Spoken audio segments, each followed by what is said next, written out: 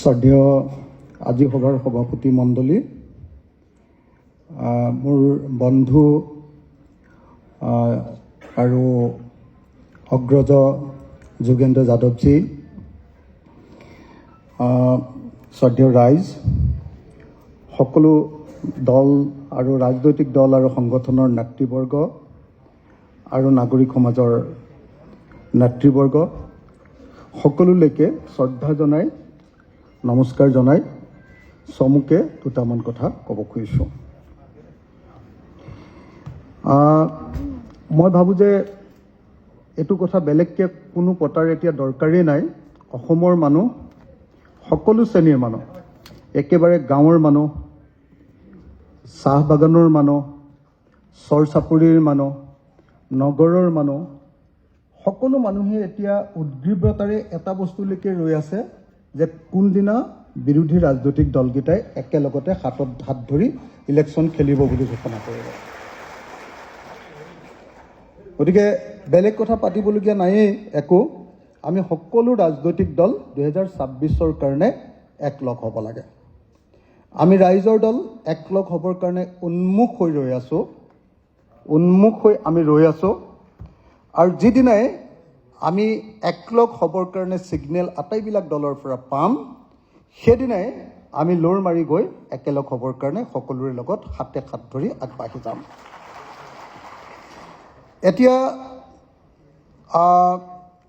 কথাটো হ'ল যে ৰাজনৈতিক দল, মই যিমানবিলাক দলৰ লগত কথা পাতি আছোঁ বা পাতি থাকোঁ, CPI, CPM, CPIML, আপোনাৰ অসম জাতীয় পৰিষদ, আমাৰ জন সিংটি কাথাৰ নেতৃত্বাধীন আমাৰ কাৰ্বি পাহাৰৰ APSLC আৰু আমাৰ হেৰিসকলৰ এটা সংগঠন গঢ়ি উঠিছে, মিচিংসকলৰ মাজত এটা সংগঠন গঢ়ি উঠিছে জনজাগৰণ বুলি। যিমানবিলাক নেতাৰ লগত কথা পাতি আছোঁ, সমস্ত ৰাজনৈতিক দলে এটা সিদ্ধান্তৰ কাৰণে ৰৈ আছে যে কংগ্ৰেছ দলে আমাৰ সকলোৰে লগত একলগ হ'ম বুলি ক'ব আৰু আমি সকলোৱে একেলগতে এবাৰ 2026 চনটো ইলেকশ্যন খেলিবলৈ গুচি যাম। গতিকে আজি কংগ্ৰেছ দলৰ নেতৃবৰ্গ আছে। কংগ্ৰেছ দলৰ নেতৃবৰ্গই যদি কৈ দিয়ে যে 26ত এলায়েন্স হ'ব, তেতিয়াহ'লে আৰু বেলেগ কোনো দলৰ কোনো প্ৰব্লেমেই নাই বুলি মই ভাবোঁ।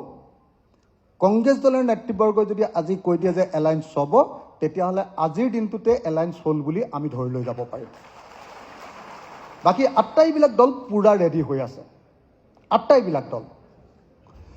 এতিয়া মোক সুধি থাকে যে আপোনালোকৰ থিয়ৰিটো কি, মানে যে একলগ হোৱাৰ থিয়ৰিটো কি। মই সদায় যোনেই সোধে তেতিয়াই মই কওঁ যে 3টা কথা। 1 নম্বৰ কথাটো হ'ল যে য'ত কংগ্ৰেছ দলৰ জিকিব পৰাৰ সম্ভাৱনীয়তা আছে তাত কংগ্ৰেছ দলে খেলিব। য'ত আঞ্চলিক দল আৰু লেফ্ট পাৰ্টিবিলাকৰ সম্ভাৱনীয়তা আছে, কংগ্ৰেছৰ সম্ভাৱনীয়তা তাত সেইকেইটা পাৰ্টিতকৈ তুলনামূলকভাৱে কম, তাত সেইকেইটা পাৰ্টিৰ মানুহে খেলিব। আৰু বাকী কিছুমান বহুত পাৰ্টি আছে য'ত আমাৰ কংগ্ৰেছৰো সেই অৱস্থা নাই, ৰাইজৰ দলৰো নাই, বা অন্য লেফ্ট পাৰ্টিবিলাকৰো সেই অৱস্থা নাই। গতিকে সেই যিবিলাক সিট আছে সেই সিটবিলাকত আমি অমৈখতীয়া কেণ্ডিডেট নিৰ্বাচিত কৰি উলিয়াব লাগে। আৰু সেই কেণ্ডিডেটজনে যিটো পাৰ্টিৰ চিম্বলত খেলিলে এইবাৰ বিজেপিক হৰুৱাবৰ কাৰণে ভাল হ'ব, সেই চিম্বলতে খেলাই লৈ এইবাৰ আমি বিজেপিক হৰুৱাই ল'ব লাগে। মই ভাবোঁ যে এইটোৱে আমাৰ কথা। আৰু বহুতে আমাক কয় যে আপোনালোকে বেছি সিট বিচাৰিব নেকি ৰাইজৰ দলে, ৰাইজৰ দলে বেছি সিট বিচাৰিব, এইটোতে চাগে গণ্ডগোলটো লাগিব এনেকৈ বুলি কয়। মই আপোনালোকক একদম ক্লিয়াৰলি কৈ দিছোঁ যে সেইটোক লৈ আপোনালোকে কোনেও ভাবিব নালাগে। অমৈখতীয়া মঞ্চটোৱে অমৈখতীয়াভাৱে বহি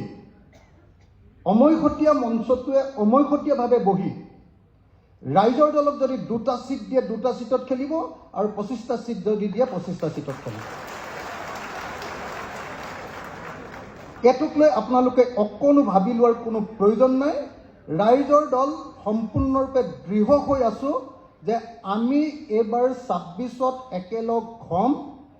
একেলগ হৈ এবাৰ কংগ্ৰেছ, ৰাইজৰ দল, জাতীয় পৰিষদ আৰু লেফ্ট পাৰ্টিকেইটা আৰু আমাৰ কাৰ্বি পাহাৰৰ APHLC একেলগতে অসমত 1 মাহ মাত্ৰ এটা দৌৰ মাৰি দিম। তাৰপিছত একেদিনাই হিমন্ত বিশ্ব শৰ্মাই মই আৰু 26ত ইলেকশ্যন নেখেলোঁ বুলি কৈ দিব। মোৰ পুৰা দৃঢ় বিশ্বাস আছে হিমন্ত বিশ্ব শৰ্মাই ইলেকশ্যন নেখেলোঁ বুলি কৈ দিব, যে মোৰ নেতৃত্বত নালাগে বেলেগৰ নেতৃত্বত খেল এনেকৈ কৈ দিব। এইটো কনফাৰ্ম, আপোনালোকে চাই থাকক। মই সেইকাৰণে গৌৰৱ গগৈ ডাঙৰীয়া, লুৰিণজ্যোতি গগৈ ডাঙৰীয়া, লেফ্ট পাৰ্টিকেইটা, আমাৰ জনছ ইংটি কাঠাৰ ডাঙৰীয়া আৰু আমাৰ ৰাইজৰ দল আটাইকে মই বিনম্ৰভাৱে প্ৰাৰ্থনা জনাইছোঁ, আমি দৃঢ় সুদৃঢ়, আমাৰ অলপো ইফাল সিফাল নাথাকে। আমি ৰাইজৰ দলে একলগ হ'বৰ কাৰণে কেৱল হুইচেলটোৰ কাৰণে ৰৈ আছোঁ। হুইচেলটোৰ কাৰণে যিদিনাই আপোনালোকে হুইচেল মাৰিব আমি একলগ হ'ম আৰু হিমন্ত বিশ্ব শৰ্মা আৰু বিজেপি চৰকাৰখনক ব্ৰহ্মপুত্ৰত দলিয়াই পেলাম। ধন্যবাদ। আজিৰ এই অতি সুন্দৰ অভিৱৰ্তনখন আয়োজন কৰাৰ কাৰণে নাগৰিক সমাজক ৰাইজৰ দলৰ তৰফৰ পৰা ধন্যবাদ আৰু কৃতজ্ঞতা জনাই মোৰ বক্তব্য সামৰণি মাৰিছোঁ। ধন্যবাদ। জয় অসম।